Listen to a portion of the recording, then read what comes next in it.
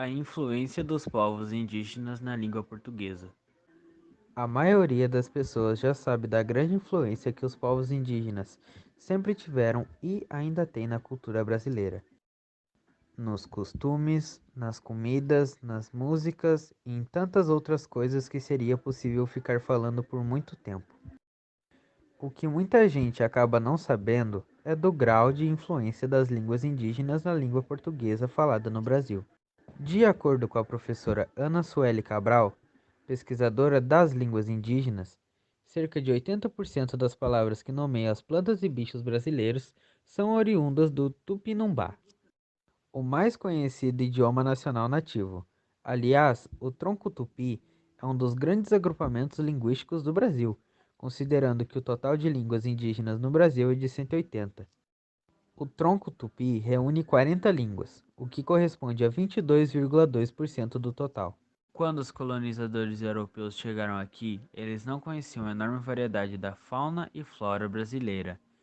Os índios é que foram apresentando e dando nomes aos animais, como por exemplo a capivara, tamanduá, a cutia, o pirarucu, o jabuti e as frutas, como o cacau e o cajá. A gente também tem verbos, como pipocar e cutucar. Essas palavras aprendidas pelos portugueses, misturadas com a estrutura gramatical da língua dos colonizadores, deram origem à língua geral do Brasil, que, com o passar do tempo, se dividiu em duas: a língua geral amazônica, mais falada no Maranhão e no Pará, e a língua geral paulista, mais corrente no sudeste do país. Temos também nome de plantas e animais, como maracujá, açaí, caju, araçá, tatu, jaguar, ariranha, paca, arara, buriti, cipó, bem como os nomes de lugares de norte a sul, como Pará, Curitiba, Paraná, Sorocaba, Pernambuco, Manaus, Copacabana, Iguaçu e etc.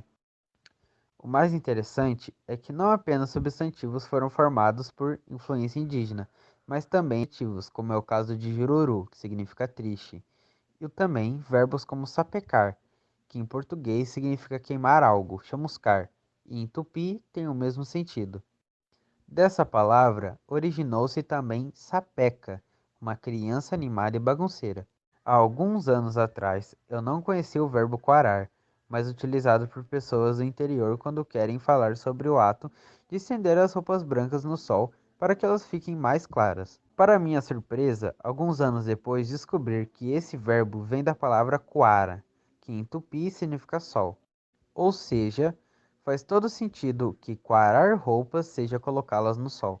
Essas foram apenas algumas poucas palavras que dão uma breve noção de como o Brasil é fortemente formado pela cultura indígena. É incrível como podemos ser infinitamente diversos e misturados, o que faz a aprendizagem do português do Brasil algo que pode ser muito interessante. A influência dos povos indígenas na culinária brasileira. A culinária brasileira herdou vários hábitos e costumes da cultura indígena, como a utilização da mandioca e seus derivados, o costume de se alimentar com peixes e pratos derivados da caça, além do costume de comer frutas.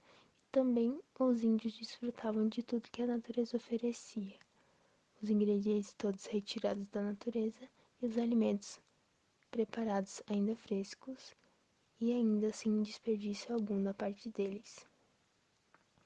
A moqueca, paçoca, tapioca e beiju são apenas algumas das receitas mais conhecidas com influência indígena. Os ingredientes da alimentação básica dos índios eram macaxeira, milho, raízes, algumas folhas e frutos de palmeira. Primeiro contato dos portugueses com os indígenas. Os europeus e os indígenas da América tiveram seus primeiros contatos no século XV, no momento da expansão marítima europeia. Quando os europeus chegaram ao Brasil, já existiam habitantes neste território. Eram diferentes povos indígenas considerados povoadores da região. A colonização portuguesa teve como principais características a submissão e extermínio de milhões de indígenas.